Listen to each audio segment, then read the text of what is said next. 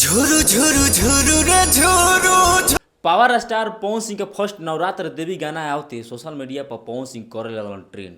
निमिया मोरिया नवा झरे पावर स्टार पवन सिंह के तांडव शुरू हो गई बा। पवन सिंह की देवी गीत के पूरा भोजपुरिया जहां जितना भी पवन सिंह के सुनेलन, जितना भी पवन सिंह के देखेलन, जहाँ जहाँ भोजपुरी सुने जाला पवन सिंह के देवी गीत के बहुत इंतजार होता रहे।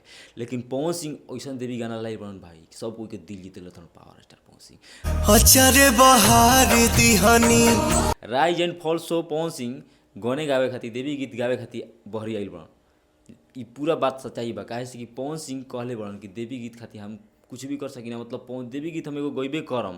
काहे से कि एकरे से हमरा के पहचान मिलल बा। तो बात करी पवन सिंह के गाना के तो भाई गाना बहुत अच्छा बा। आई है भवानी माई गाना एक पीस गाना बाटे भक्ति गाना वैसे गावे के चाहिए एकदम फील इमोशन से पवन सिंह गाना गेले बड़न।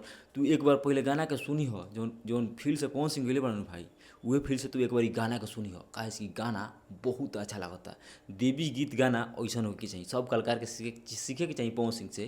काहे से कि बहुत कलाकार गाना गाइले रहन देवी गीत लेकिन सब कोई के फीका लगता। पवन सिंह मतलब होकेला ना एक वर्ड गेलन सब जितना भी फैन रहन पवन सिंह के गाना सुने तन झुलुहा लगाई दिहनी। ऐसा हम बात नहीं कहते कि सब कलाकार के गाना अच्छा लगेगा, लेकिन पवन सिंह के देवी गीत के बात कुछ अलग लगला। अगर पवन सिंह के देवी गीत ना इतने भाई पुराना गीत बा पवन सिंह के मानत नहीं, लेकिन पुराना गीत भी पवन सिंह के बहुत बाजेला। लेकिन सब कोई पवन सिंह के नया वर्जन के नया गाना इंतजार करते रहे।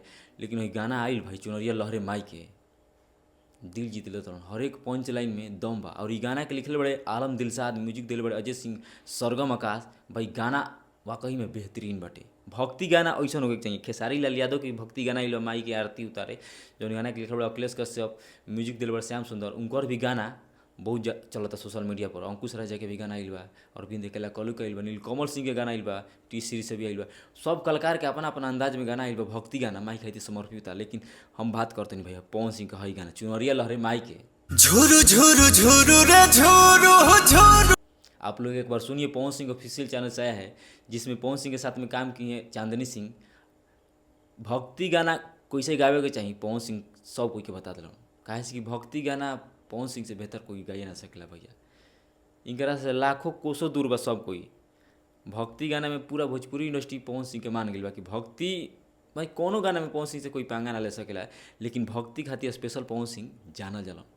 इनकर भक्ति गाना के भाई पूरा बिहार के हर एक घर में पवन सिंह के भक्ति गाना, हर एक मंदिर में हर एक जगह पवन सिंह के गाना बाजेला। सब लोग सुबह सुबह पवन सिंह के अगर भोर होता ना भाई दशहरा में नवरात्र में तो पवन सिंह के सुनी हो अगल बगल चारों तरफ पवन सिंह के भक्ति गाना बाज रहा बा पुराना से लेके नया से लेके।